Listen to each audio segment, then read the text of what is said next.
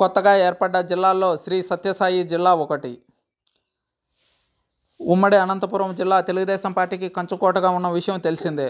అయితే గత 2019 ఎలక్షన్స్లో వైఎస్ఆర్సీపీ హవా సృష్టించిన ప్రభంజనంలో కొట్టుకుపోయిన విషయం తెలిసిందే. అయితే అక్కడి నుంచి ఒక్క నందమూరి బాలకృష్ణ మాత్రమే విజయం సాధించారు.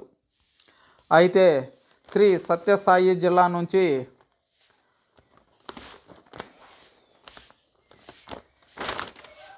6 స్థానాలకు గాను 6 స్థానాలు ఎన్డీఏ కూటమికి కైవసమైంది.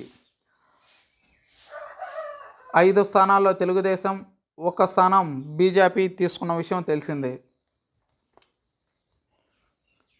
నియోజకవర్గాల వారీగా Madakasira SC reserved constituency MS Raju 351 మెజారిటీతో గెలవడం జరిగింది.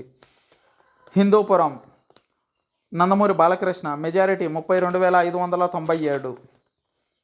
పెనుగొండ నుంచి తెలుగుదేశం పార్టీ అభ్యర్థిగా పోటీ చేసిన ఎస్ సవిత 33,388 ఓట్ల మెజారిటీతో గెలవడం జరిగింది. పుట్టపర్తి నుంచి పోటీ చేసిన తెలుగుదేశం పార్టీ అభ్యర్థి పల్లె సుందూర 8,760 ఓట్ల మెజారిటీతో గెలవడం జరిగింది.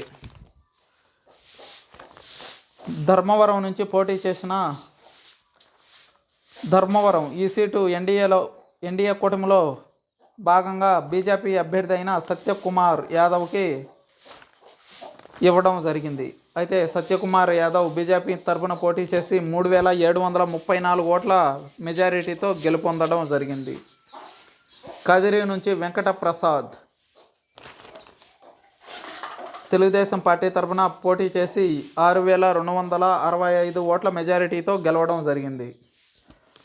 అయితే గత ఎలక్షన్స్లో అనంతపురంను సైతం క్లీన్ స్వీప్ చేసిన వైఎస్ఆర్సీపీ ఈసారి ఖాతానే తెరవలేదు.